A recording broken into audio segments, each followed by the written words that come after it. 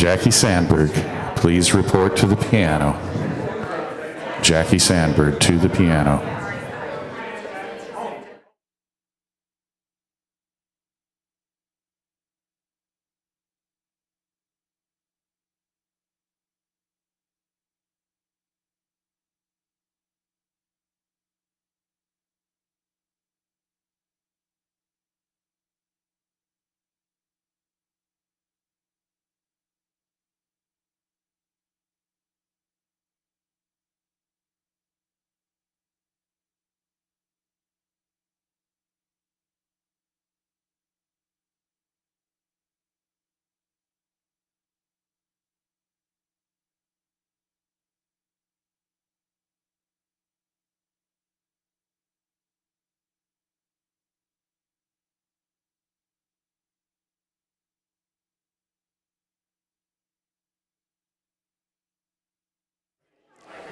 Good morning.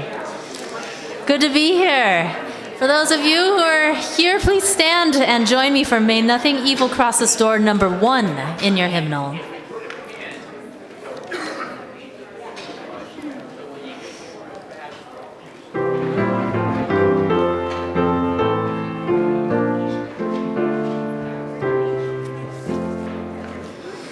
May nothing evil cross this door, and may ill fortune never pry about these windows. May the roar and rain go by. By faith made strong, the rafters will withstand the battering of the storm. This far through all the world grow chill will keep you warm.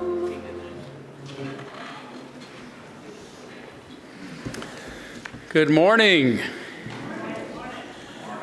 Welcome to the Unitarian Universalist Church of Spokane, where we join together to create a nourishing, liberal religious home and to champion justice, diversity, and environmental stewardship in our wider world, or as we like to say in short, to create community, find meaning, and live justly. We want to begin as usual. I say usual because we didn't begin this way at the first service. There was a lot of chaos going on. So rather than saying we begin as always, I'll say usual, by welcoming each and every one of you to this space, all that you bring with you, all of your unique beliefs and background and lifestyle and experiences and differences and all that helps make you who you are is welcome here this morning. We're so glad to have all of you, and this includes those of you who are in the room with us this morning, as well as those who might be joining us via our live stream today. It's also great to have all of you with us too. So, and this includes, of course, those who might be joining us very recently or even for the first time today. Glad to have all of you. I do have a few announcements to make, one of which is to welcome Madeline McNeil.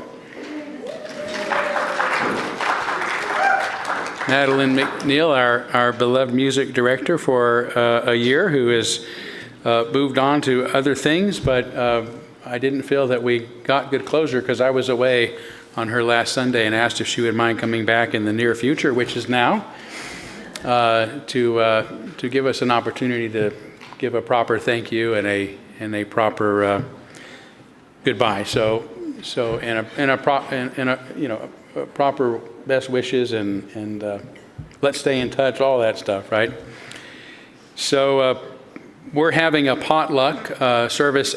As many of you know, everybody's welcome to stay after our service. And I want you, before you start filling your plate, to be sure and look at the 2 cakes back there before we have time to cut into them, because there's one that says, "Thank you, Madeline." And it's a pretty cake, I have to say. I was responsible for getting that one and bringing it. It's a very nice cake. Thank you. Unfortunately, The social activities team was responsible for getting the new member welcome cake. And Madeline, it puts yours to shame. I'm so sorry. It is an extraordinarily beautiful cake. You're not going to be able to have your cake and eat it too, so be sure and look at that cake, both of those cakes, before you start eating. It's on the table back there in the back, so you can't miss it on your way through the buffet line. Also, speaking of the potluck, it would be helpful if those of you who brought dishes would take home whatever dishes that you brought if you can, and leftovers as well. Otherwise, they'll probably just end up getting tossed out or something like that, so we would appreciate that. I think there was probably something else I was supposed to say about that. I can't remember. But I do want to thank the social activities team who've been so helpful in organizing these monthly potlucks now that are happening the third Sunday of each month. And if you don't know, those folks include Lanny Prell. Where's Lanny at? Probably in the kitchen. So she's back there helping. And then Michelle Atwood, are you back there in the kitchen too? Well, there's Michelle back there getting tables ready. And there's Lynn Diddens back there, who also has been very helpful and helped get that beautiful cake that you just have to see.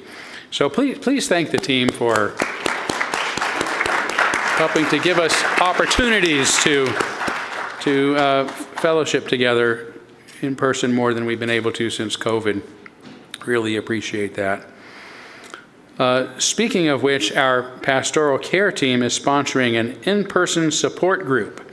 So for those of you who've forgotten how to be with people in person, there is a support group for that. Now, no, I'm kidding. This support group is actually has the purpose of having people have conversation together, sharing ideas, deepening connections. And it's getting started today, and there will be a table back there that actually says support group on one of the potluck tables. So if you're interested in participating in that conversation, it'll be right back on that side of the room. Thanks, Tom. Okay, and then a final announcement, at least as far as the ones I can remember.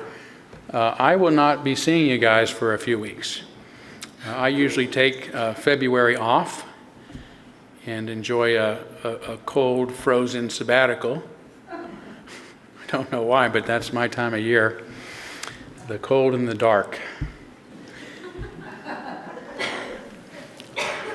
But actually, I will not be here next Sunday either. That's our Requiem service, which is a lay-led service. So I do hope you'll come for that. That's a time where we honor the memories of many of our members who have, or I shouldn't say our members who have passed during the year, and there have been many of them, sadly. We've lost a lot of great folks, and this is an opportunity to honor and celebrate their lives and what they've meant to us. And then the first Sunday of March will be our annual Partner Church Sunday. So 6 Sundays off in a row. I have not had that many Sundays off since I've been here in 14 years. It's phenomenal. I don't even know what I'll do. But anyway, I will look forward to seeing you. The team, our team, our guest speakers team has put together some incredible speakers and services for those Sundays.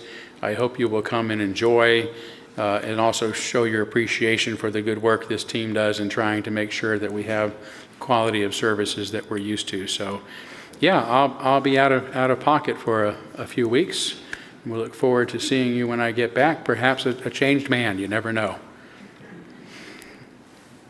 Now, before we move forward with our chalice lighting, you'll notice there's some beautiful flower arrangements up here. The roses are for our new member welcome service, this ceremony that we'll have in a little bit. But on behalf of the congregation, the flowers that are sitting right here in the front of the church are our gift of appreciation for the beauty that Madeline has brought to our church and to our lives. So, Madeline.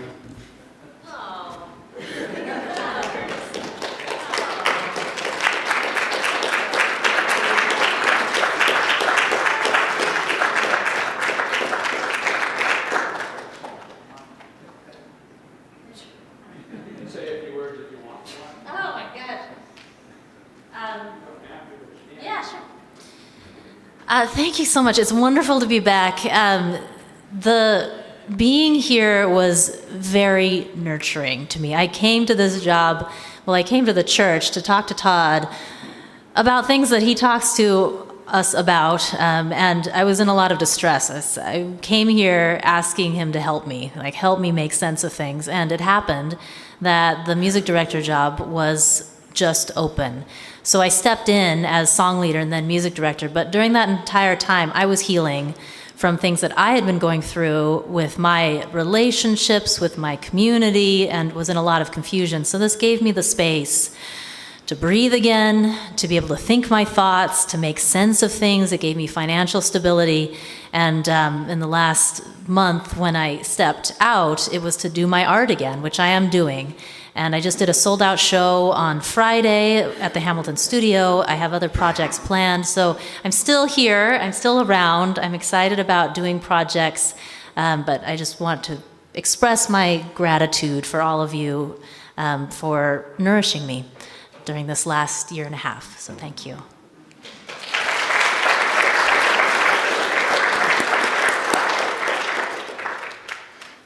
Thank you. And with that said, let's forego our usual greeting of one another so that we can move forward by lighting our chalice. I think this is a good time to do it. Thank you again, Madeline.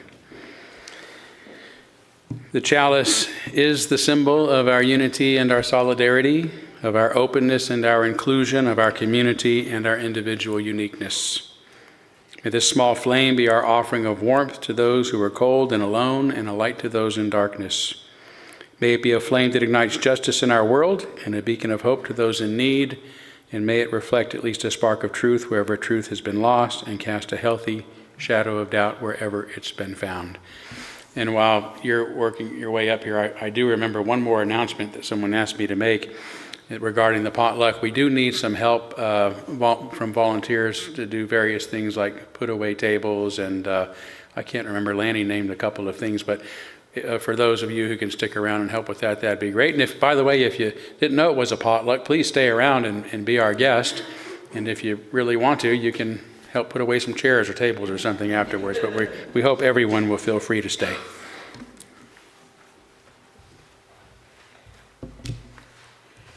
As we meet this morning, we'll be asking Reverend Eklof to respond to the questions that are on our minds as we start a new year.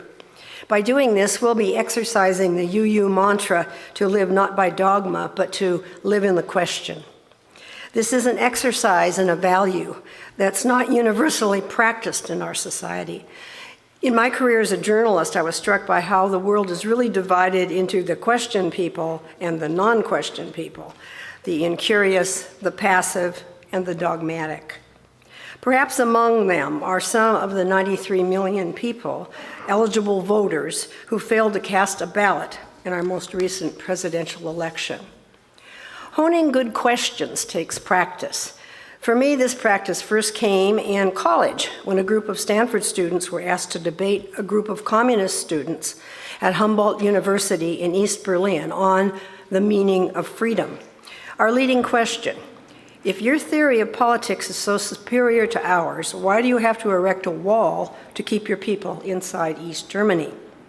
When I worked 2 years later in Congress, my first assignment was to question Black Mississippi sharecroppers about their terrifying experiences of being threatened when they tried to vote. This was in preparation for hearings on the 1965 Voting Rights Act, which passed that year after the sharecroppers testified. As I matured, my questions got better.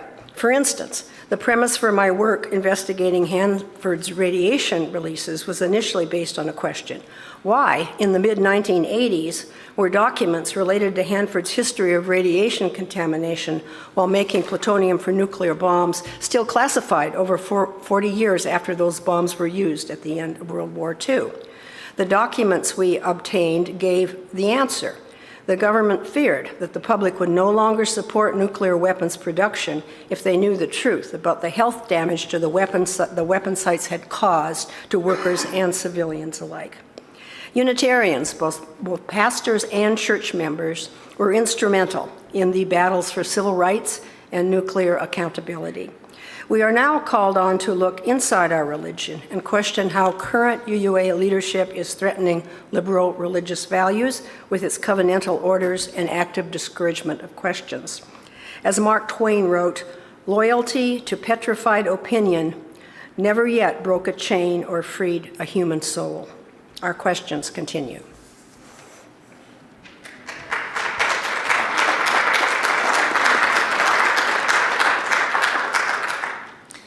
Please stand. We're going to sing I've Got Peace Like a River, number 100.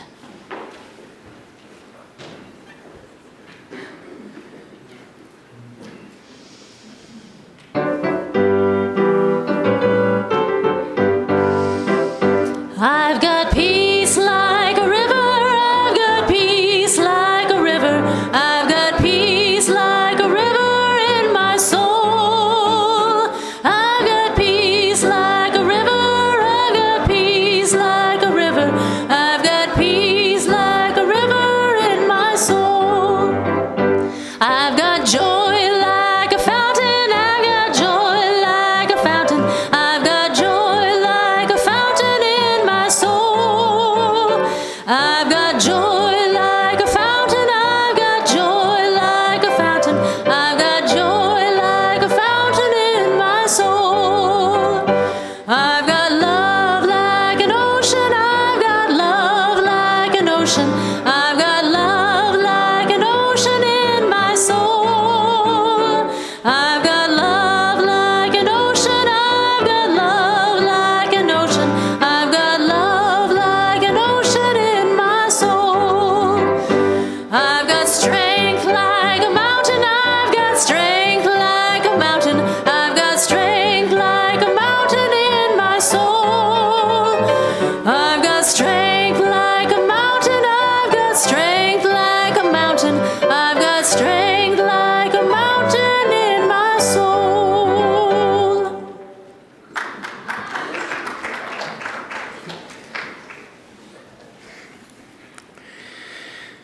We are now going to kindle our candles of care for those who are most on our hearts and minds. And we're going to begin today with a candle for Catherine and Fred Lawrenceston. Catherine had a major stroke last weekend and has been in hospice house ever since. She's not expected to live. So please keep her and Fred and their entire family in your thoughts at this time. Also want to kindle a candle for Gordon and Lynn Diddens, whose 39-year-old niece, Tabitha, who suffered from addiction, died quite unexpectedly this past week. So we're thinking of you guys as well. And as we have been, kindle a candle on behalf of the people of Ukraine and Russia and that region of the world who are suffering from the violence and war there, as well as the people of Israel and the Palestinian people in that region of the world that are suffering from the war and violence there.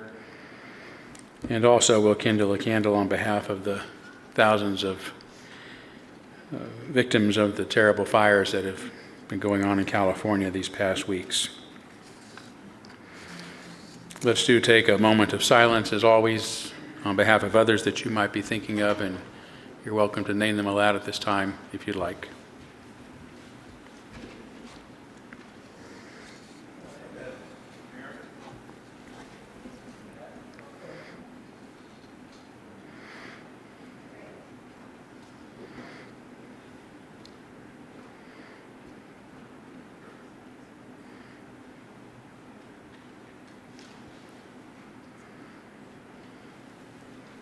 Those named aloud and those embraced in our silence, and all those who are suffering in our world at this hour, we hold in our community with compassion.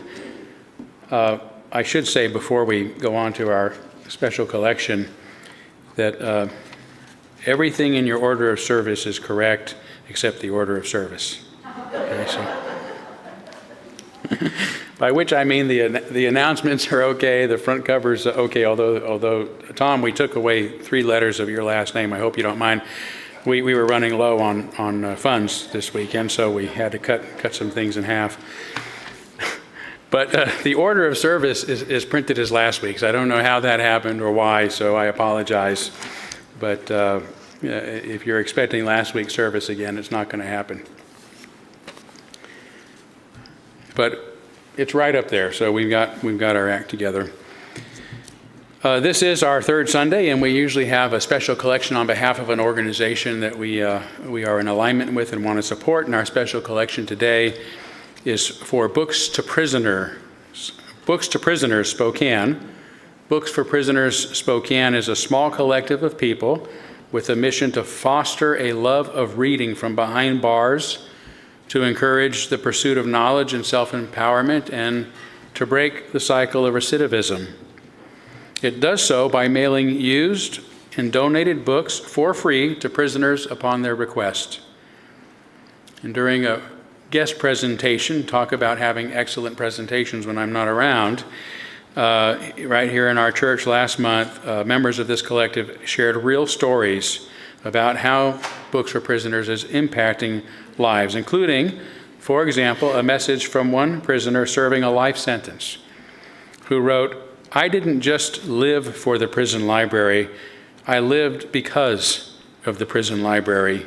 Books saved me from crushing despair and lifted my spirit in times of hardship."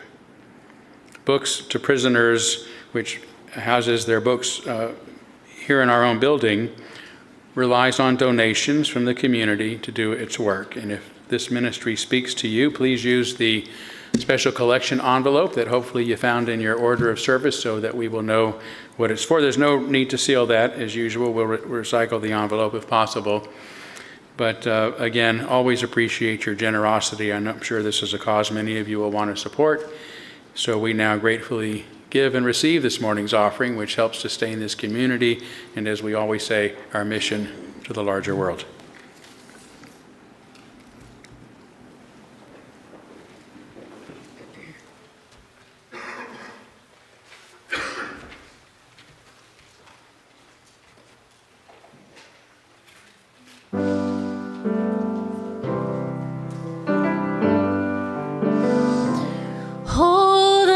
Stone, oh, the buffalo free, oh, my brother the wolf, my lover the moon, oh, the little one, oh, the joy that I feel, oh, the love in my heart, a wilderness song.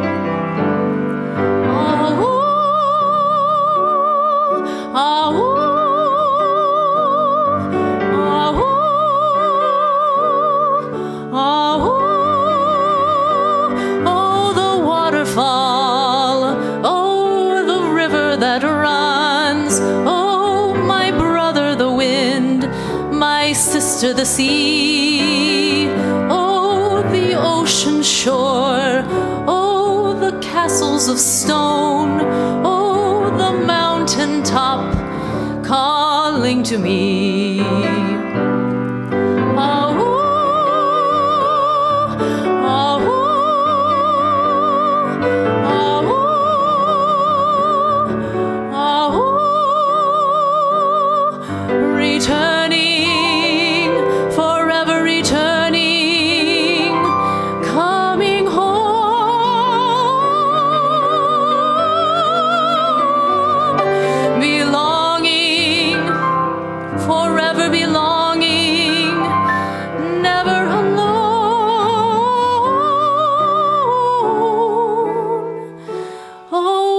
Mystery, oh, the dreaming of dreams, oh, my brother, my own, my sister, my own, oh, the tenderness, oh, the longing for love, oh, the beautiful way, the sweet coming home. Oh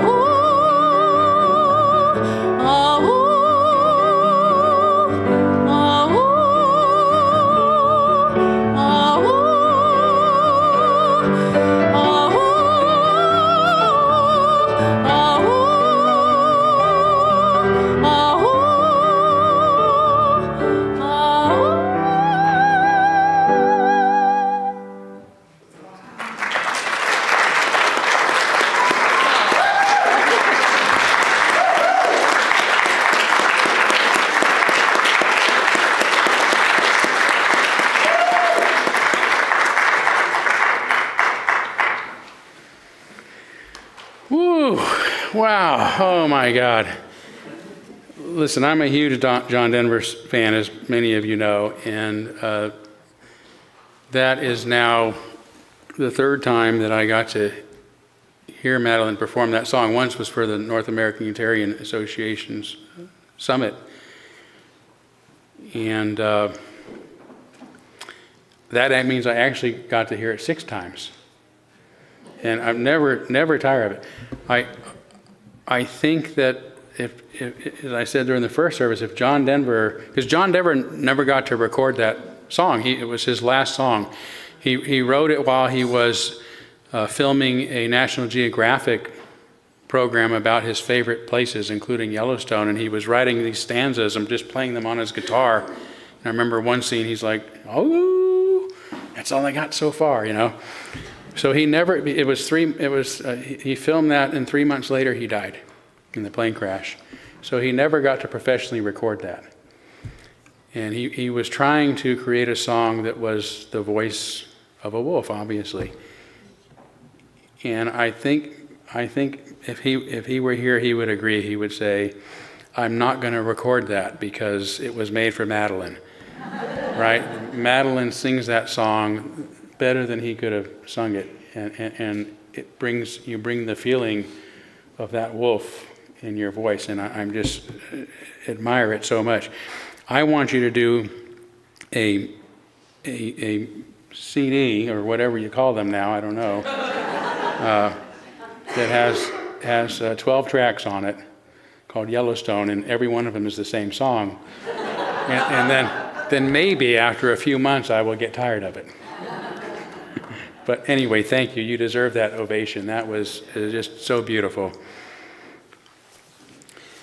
In lieu of our usual time for all ages, we are actually going to have our new member welcome ceremony. Would you mind grabbing the microphone from Todd on your way down?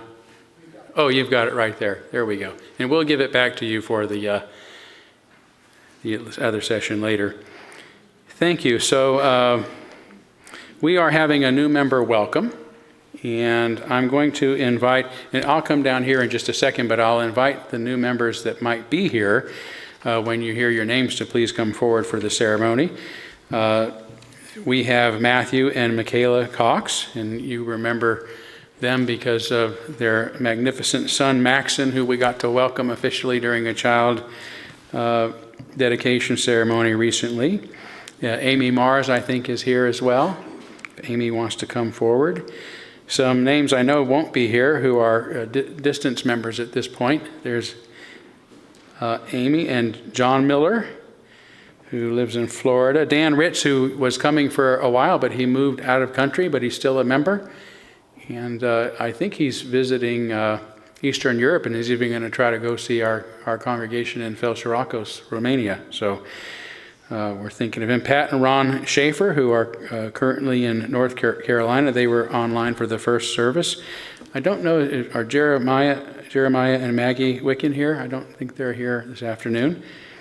Their kids are Jude and Meredith. And then just today, Donna Brown came in, who's been, I don't know how many years now Donna's been here, but hadn't signed our membership book. So, Donna, please come forward.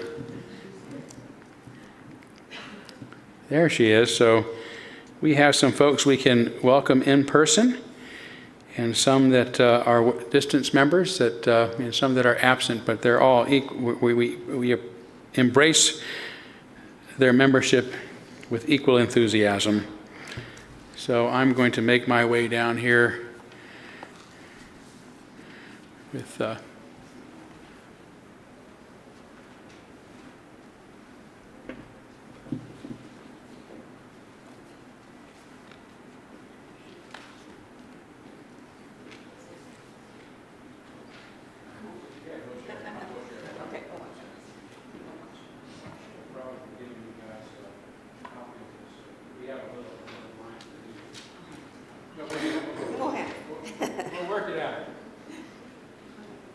We are honored that you have chosen to become members of our church, having found a connection with the Unitarian Universalism and expressed your commitment to this community.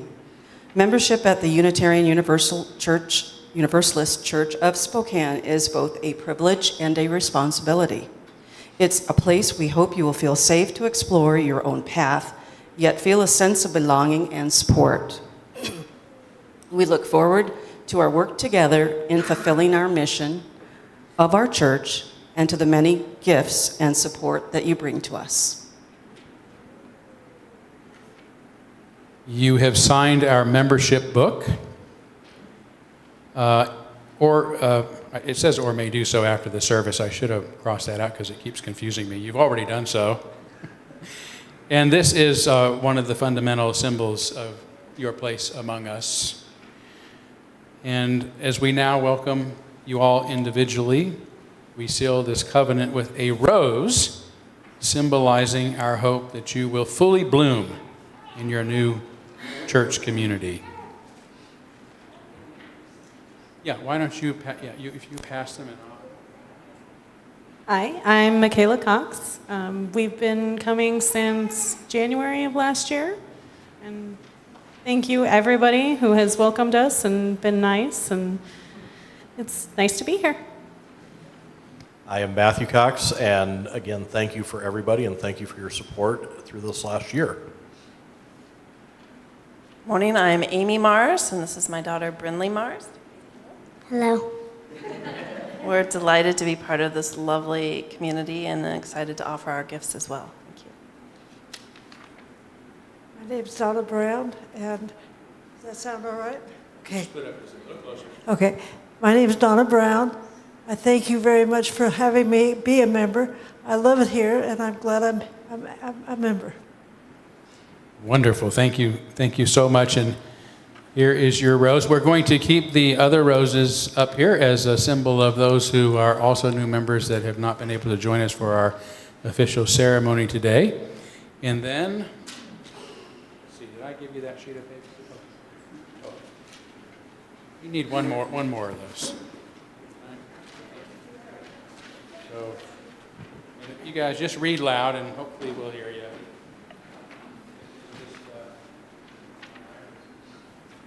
We embrace membership in this church as both a gift and a commitment. May our strands of connection grow ever stronger day by day and year by year as we join with you in creating a nourishing community and a more just world. Thank you all so much. Now, before you sit down, I'm going to ask the congregation to turn to number 442 in the back of your gray hymnal. Responsive reading number 442. And this is our congregational response and way of welcoming you to your new church home. So I will begin and ask the congregation to be our respondents. And actually, do you mind reading from the mic so folks who are live streaming with us can hear the entire reading? Thank you, Madeline. We bid you welcome who come with weary spirit seeking rest. Who come with troubles that are too much with you, who come hurt and afraid. We bid you welcome who come with hope in your heart. Who come with anticipation in your step, who come proud and joyous. We bid you welcome who are seekers of a new faith. Who come to probe and explore, who come to learn. We bid you welcome who enter this hall as a homecoming.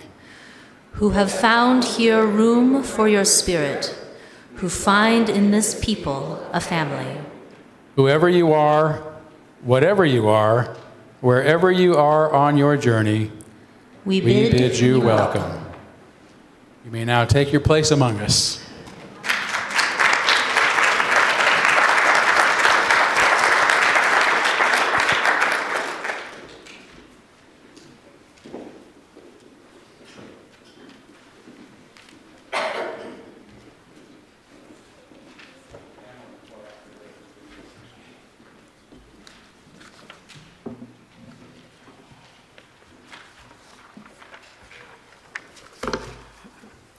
As we enter into meditation, I invite you to get comfortable. Excuse me. Oh, the children. I'm so sorry. Yes, we have to sing our children out. We have multiple children here today. Thank you. My fault. That's okay. No problem.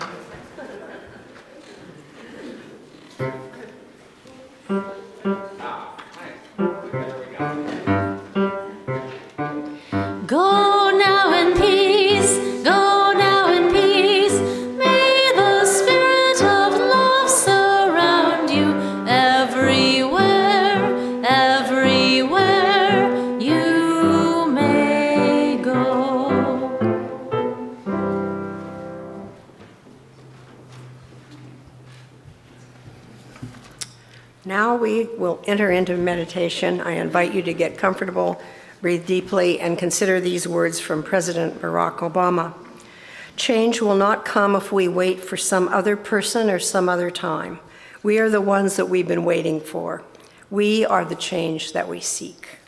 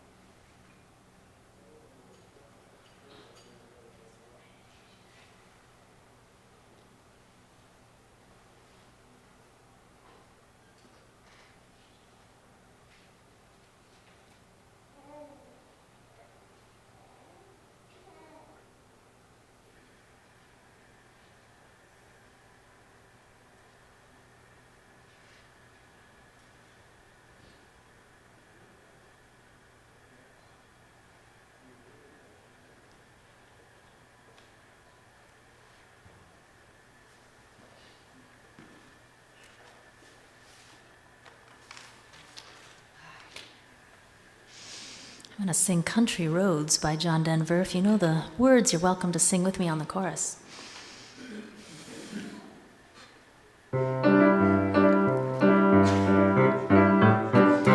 Almost heaven, West Virginia, Blue Ridge Mountains, Shenandoah River.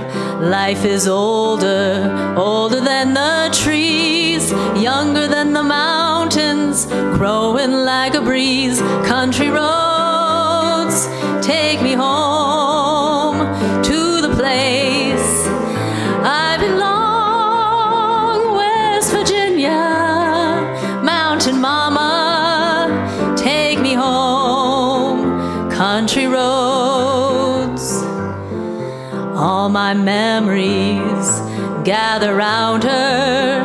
Miner's lady, stranger to blue water, dark and dusty, painted on the sky. Misty taste of moonshine, teardrop in my eye. Country roads, take me home to the place I belong. West Virginia, mountain mama, take me home. Country roads, I hear her voice in the morning hour. She calls me. The radio reminds me of my home far away. And driving down the road, I get a feeling that I should be been home yesterday. Yesterday, country roads, take me home to the place I belong. West Virginia, mountain mama, take me home. Country roads, oh, country roads, take me home to the place I belong. West Virginia, mountain mama, take me home. Country roads, take me home. Country roads, oh, take me home. Country roads.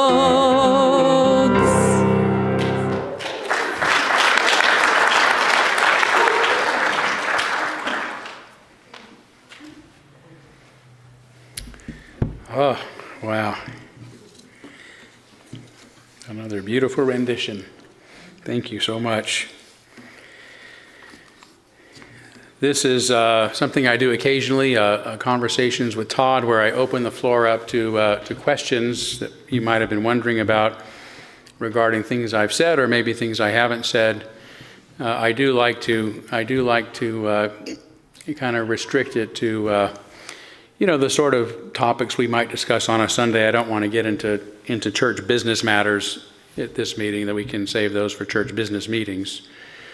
And also ask that you try to, keep your questions relatively brief so that I can actually have time to get to as many as there might be, and do try to ask a question, if you will, too, even if you need to take a couple of minutes to explain the origins of that question. So I'd appreciate it. So just indicate by raising your hand, and if we'll bring a microphone to you. And Shane had his hand up first, and then we'll bring one up here to Lynn afterwards.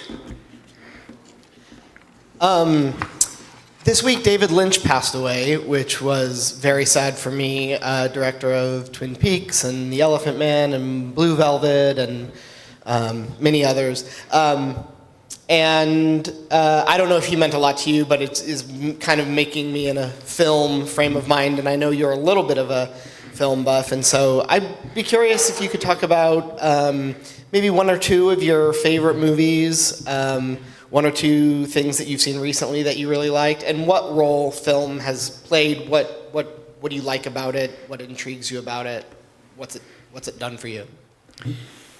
Yeah, thank you. I would say that I've not been a huge David Lynch fan. I've not been, disliked him by any means. My favorite of his was The Elephant Man. I mean, what a heart-wrenching and moving film that was.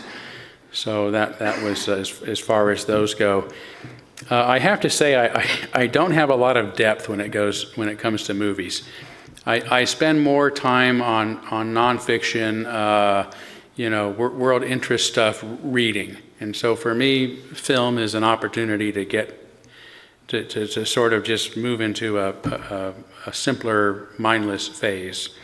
So I would much rather watch a vampire sucking blood, or Liam Neeson going after the bad guys, than I would watching movies that are meaningful. In fact, a lot of times I resist the movies that are most meaningful because they require you to watch a lot of pain and injustice that people experience. And that stuff really gets to me, so I would rather see somebody get justice. I will find you, and I will kill you.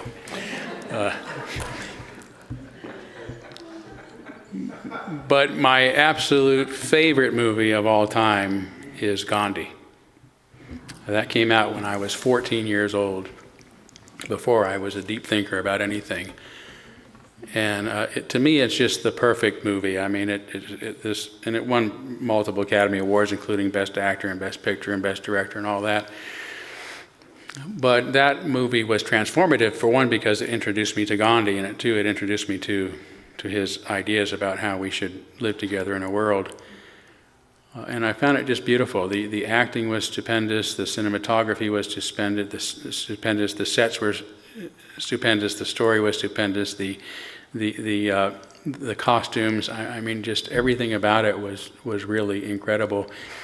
And I find that was really important to me. It was actually a Unitarian, I'm forgetting his name right now, back in the early 20th century, Unitarian minister who introduced Gandhi to the Western world. That's how the plight of Gandhi became something that we began to care about on this side of the planet. So his values have long been connected with liberal religion. So that was a very moving film for me. There's been some others, but one I would mention is the film The Exorcist. Now this is very opposite of Gandhi, obviously, and it still terrifies me. I mean, I won't watch it. I saw it when I was 8 years old when it came out. Terrible. My parents were terribly irresponsible people. Took us they used to have these things called drive-ins. And you'd get in a car, and the kids would all hide under blankets, and the parents would drive in, and they'd show these movies on these big screens. And so that's what The Exorcist was playing on, and I watched that movie like this the whole time. Scared the hell out of me. But as I got older, I tried to understand why that was so terrifying. One, because I was 8 years old, so it was traumatic, right? So I went back and watched it as an adult one time. And I realized, oh my gosh, if you look at this little girl who is being, they claim she's possessed, all she's doing is what kids do, albeit in exaggerated form, right? She urinates when she feels like urinating. She talks back when she's not supposed to talk back. She spits out her split pea soup. What kid doesn't want to do that? Right? She doesn't want you to ram religion down her throat. I mean, all these things that kids are forced on kids. And so as children, we are taught to be afraid of ourselves. That's what the word demon actually means. It's your daemon. It's your original self. It's your truth. There's a book series about this now, The Golden Compass, about the cutting out your daemon. And it leaves you lifeless and soulless. And that's what we are. We've been told that the thing that is most special about us is the devil. And it's bad. And I just found that to be a profoundly moving message for me. And it has motivated many of my sermons and how I speak and how I engage with people in the world. Many years ago, it had its 25th anniversary. And it was playing at one of the biggest theaters in Louisville.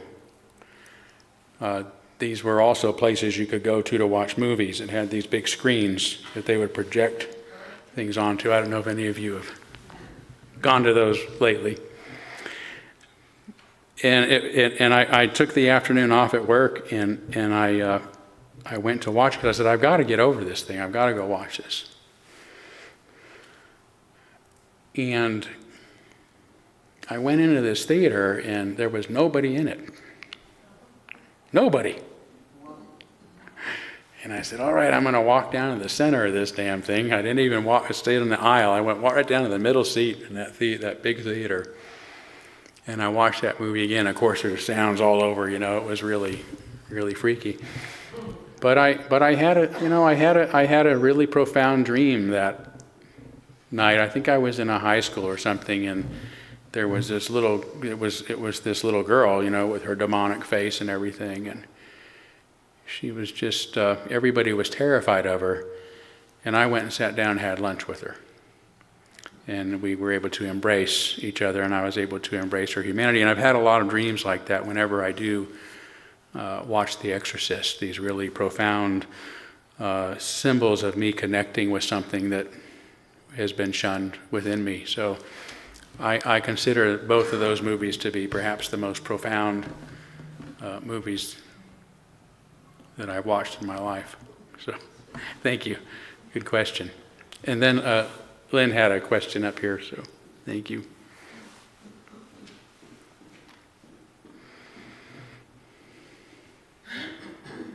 Am I allowed to ask two?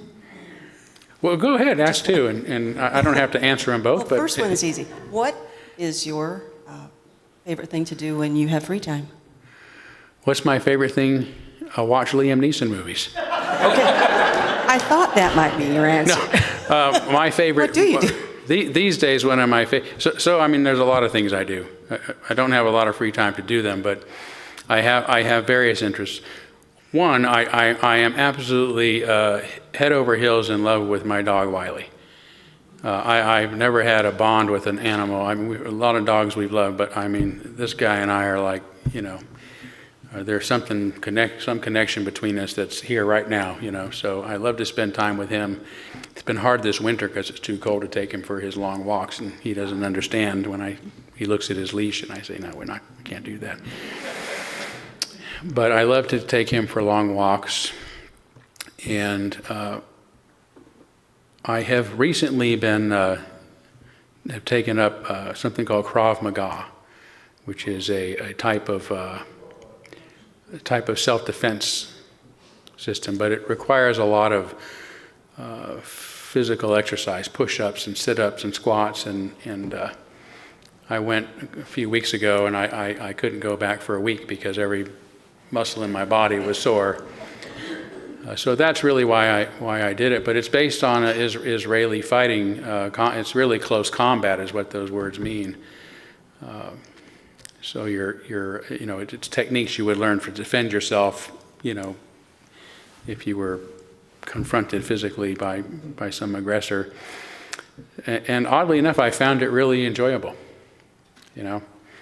I did Aikido many years ago, and I found the philosophy of that really, really neat. But I wanted something that was going to require me at 60 years old to exert myself, and I didn't want to go to aerobics.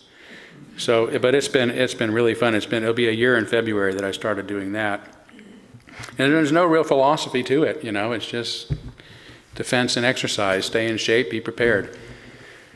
But the thing that I really love that I don't get much time for is producing 360-degree videos.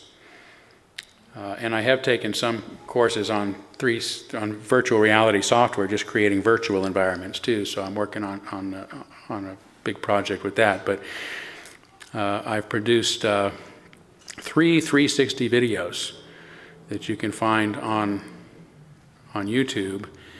One is about the time that Peggy and I saved our year of trash. We saved all of our garbage for a year from Earth Day to Earth Day.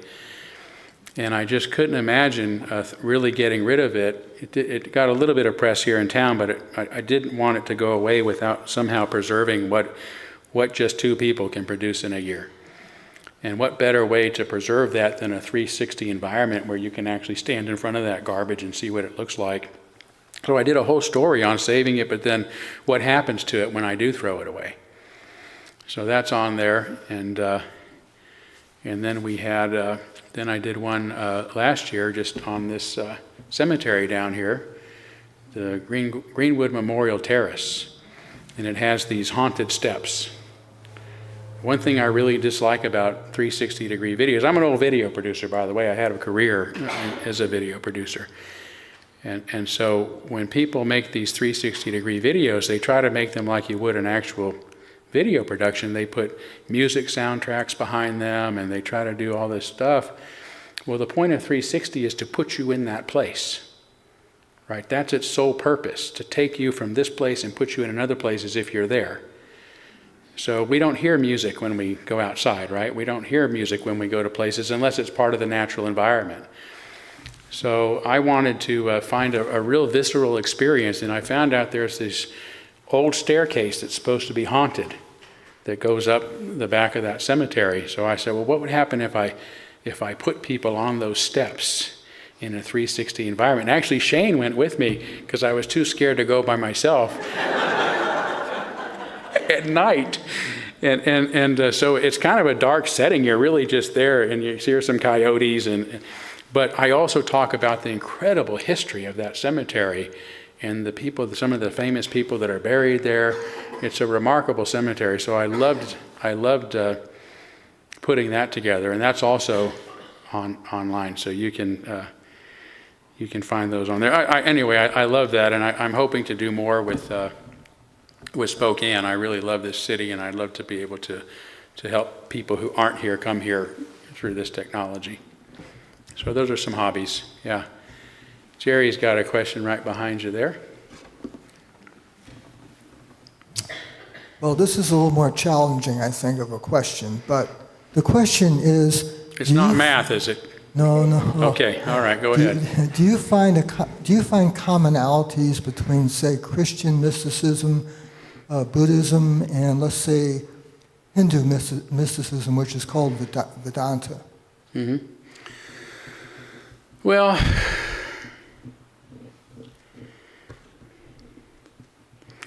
I mean, I have an affection for apophatic mysticism, which is the type of mysticism that tries to get at truth by getting rid of beliefs, right? So rather than accumulating knowledge and truth, the idea is that you're like a stone carver. You chip away at what you think you know, and you come more to the truth. And all mystical traditions have this an apophatic approach to mysticism, including Buddhism and Hinduism and Christianity. I would say that the mystics that as far as world religions go, I'm more. I find more interest in the non-Western religions, some of those that you mentioned. But when it comes to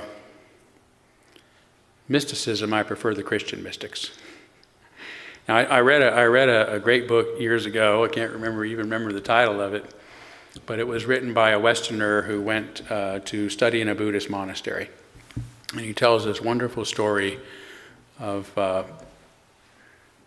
these Christian priests and Christian monks or mystics who came to visit with the Buddhist priest and the Buddhist monks.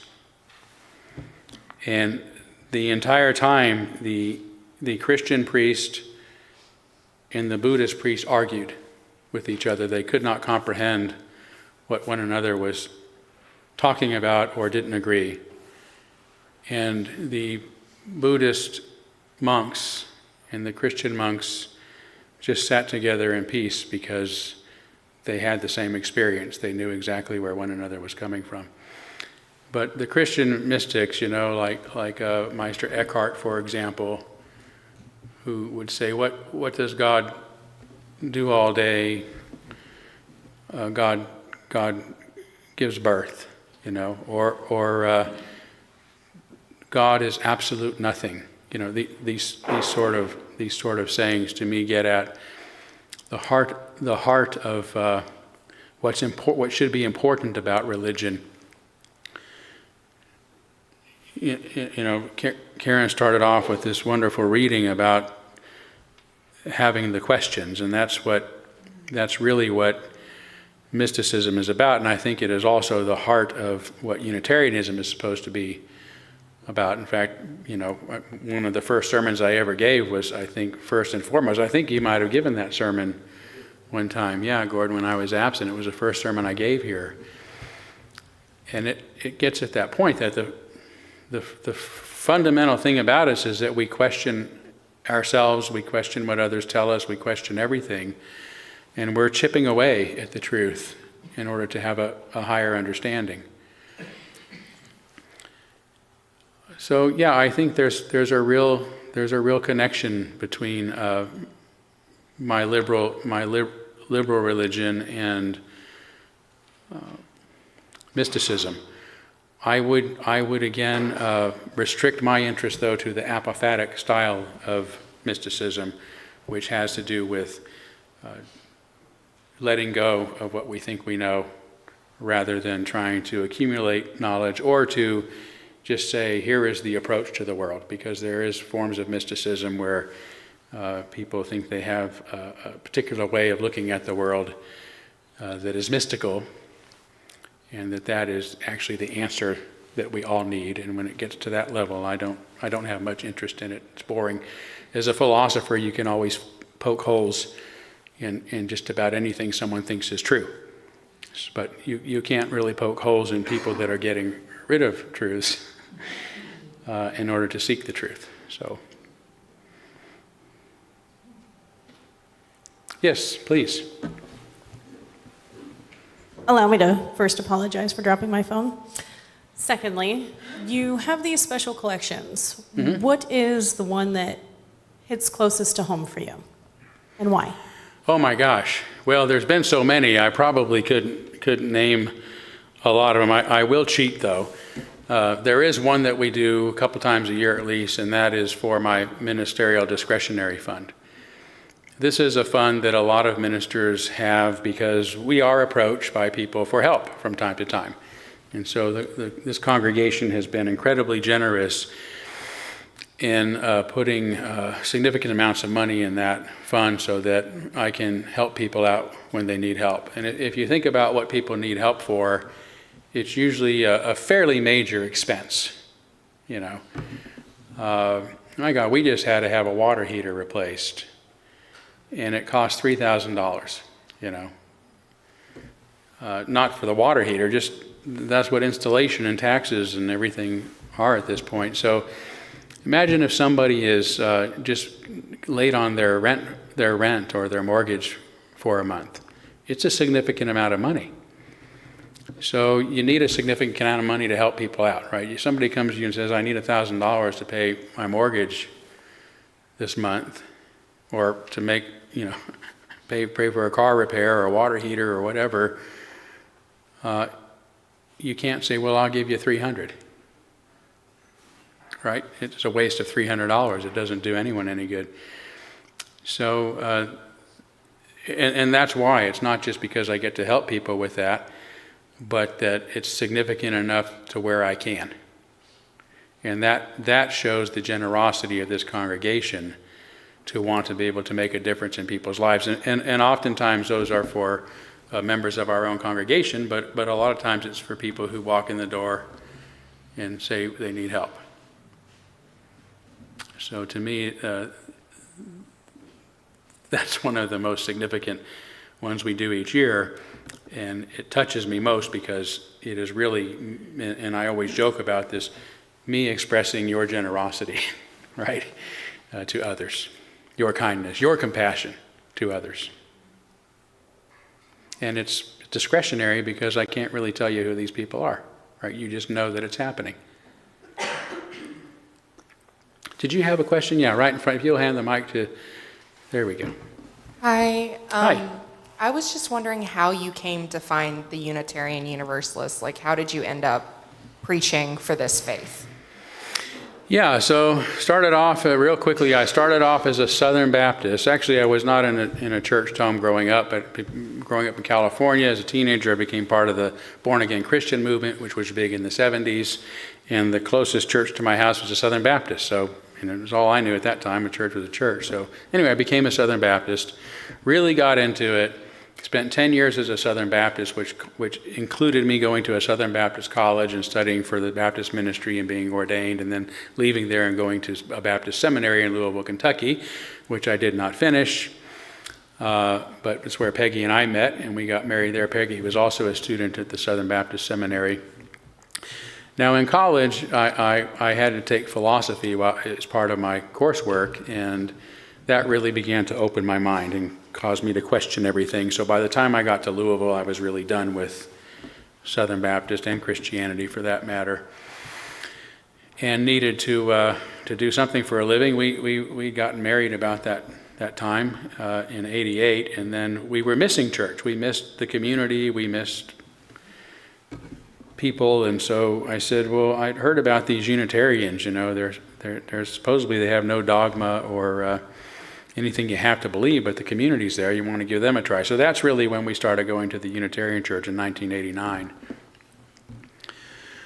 And then I guess, I started a period of really searching, trying to figure out myself and who I was and, the trauma of the past, all that stuff. Which was good, which was, very meaningful. I mean, to be able to say, why the hell am I so afraid of The Exorcist? I wouldn't even thought that as a young man, So to try to figure that stuff out. And about 10 years in, well, I met a retired Unitarian minister, actually probably shortly after it was the first day we went to the Unitarian Church. Yeah, Phil Smith, a retired Unitarian minister, was a guest speaker, and he spoke way over my head. I didn't understand anything he was talking about. But he was talking about the soul, and he was talking about it as if it were a present reality, which you don't get in the conservative Baptist faith. That's something for after you die.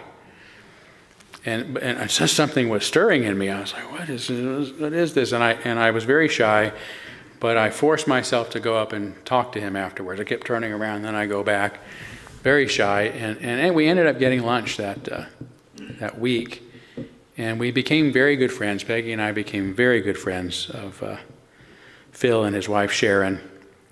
He really became a mentor, and he was speaking regularly at the Clifton Unitarian Church in Louisville. We were members at the First Unitarian Church, and then on occasions when our relationship got to the point where he was out of town, he'd ask me to do the things like lead his dream group, or because I was just kind of a student of his, and then to speak in his place. And then when he retired and left the state, the church asked me to be their speaker, and then they eventually asked me to be their minister, and that's how I re-entered into the ministry. So I was working bivocationally as a corporate video producer at that point. I was in TV news for a few years before that. And I was, content to sort of do this bivocational thing. And I was struggling to get ahead and all this kind of stuff in that chosen field. And nothing ever worked out for me. I got very good at it, but it just wasn't very lucrative for me for some reason. And at 35, I was like, wait a minute. Everything I do in this church thing keeps just unfolding for me. I'm not trying to get back into the ministry. I didn't aspire to be a Unitarian minister. These things just keep opening up, and I've got these two tracks in my life, one of which has been struggle and hardship and disappointment, and if I did achieve what I was hoping to achieve, it was disappointing when I got there, and there's other things very fulfilling, and I'm good at it, and it keeps happening. So I went that direction, and I was at Clifton Unitarian Church for about 12 years. For about 6 years of that, I was bivocational. 6 years in, I was fired from my job as a corporate video producer after taking a very public stand in favor of gay marriage. So I spent another 6 years just kind of making it on what the church could give me, and Peggy had started teaching. In fact, I got fired from my job, and her health insurance kicked in like 2 days after we lost ours. She'd gone back. She was a stay-home mom, but was working on her master's and went back to become a school teacher, which she's been doing ever since. And then after about 6 years, I was like, okay, I'm running out of home equity. I'm going to have to either get a bigger church or get a second job, and I don't want to get a second job. So we went into search, and that's how we ended up here in 2011. And so now I've been here even longer. I think I'm on 14 years? 14 years, yeah. So thank you. I'll take one more brief question. Oh, got one up here, and then we'll call it quits for tonight. So. Hi, my name's Barbara. Hi, Barbara. Hi. How big was that trash? How big was what? How big was your year's worth of trash? Oh, yeah. Well, it was pretty amazing. The stats are in the video, but it would have covered, I mean, it spills out. You can't just pile it up, but it would have covered at least half of this stage. Most of it was plastic, unfortunately. Some glass, some cans, and a lot of paper. And so the stats on how much each weighed and that kind of stuff are in that video. I will say one thing I learned from that experience was I don't quite have the relationship with plastic that a lot of people have. I did start saying, and after that experience, saying that the good life comes wrapped in plastic. Right, so if you think you're going to cut down on plastic, you might as well just slit your throat right now. Sorry to be so crude. Everything comes in plastic, everything. So we can't get away from it. So, but our problem with plastic is not overuse, but the way we discard it. We have to come up with better ways to discard it, because the reason that plastic is such a problem in the environment is that it does not lose its carbon bonds. So it doesn't create methane gas. It doesn't create carbon pollution. It really is an excellent source to help prevent the kind of deterioration of the atmosphere through other things that human beings are doing. So my thing is to find ways to reuse and recycle plastic, even perhaps even using it in more ways than we've been using it for more things, stronger things in our roads and these things that aren't putting out the methane gas and the carbon emissions that so much other waste is doing. So if we could learn to keep it out of the oceans, which we're working on, since organizations are doing now, and to keep it out of the landfills and to recycle and reuse more of it, I think it could be a real game changer for the environment. But it is the bulk of our waste. And if you imagine, a platform like this sitting in your front yard every year, this was just from 2 people, and obviously this is a very anecdotal amount of trash, but on your apartment doorsteps or in your apartment or on your lawn and your neighbor's lawn and every neighbor in the country, it is very alarming. It is very alarming to see what a year's worth of trash looks like. But it is also very difficult to do anything about it because packaging is part of our life. So on that good note, thank you for your time. Well, we're a little bit late. Maybe we'll forego the closing song. We'll have you give our benediction, and then we'll sing Shalom. Thank you. I always want to say hallelujah. I don't know why. Hallelujah, it's over with.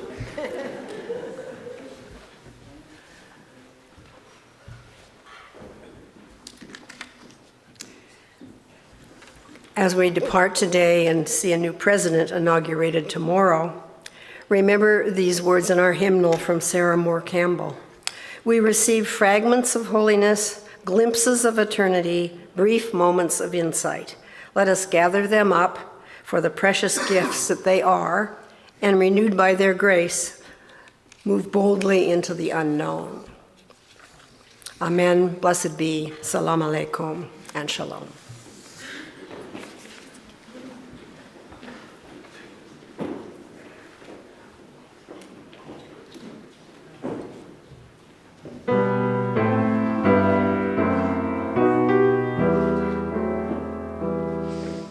Shalom Chavarim, Shalom Chavarim, Shalom, Shalom,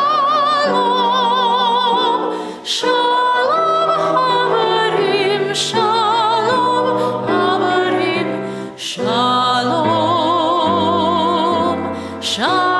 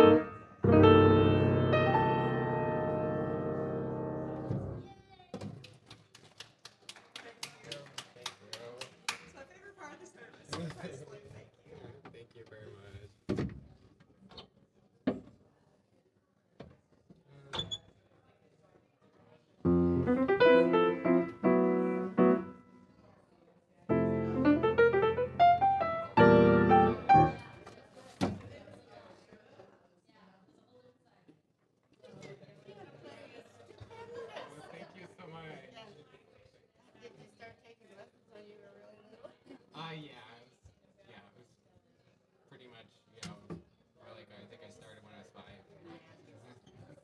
Chris, so wonderful to see you back. How's the shoulder? Yeah, I pulled some muscles. It was, my dog, I was like walking my dog and stuff, so yeah. That'll do it. Yeah, we're glad you're back. Me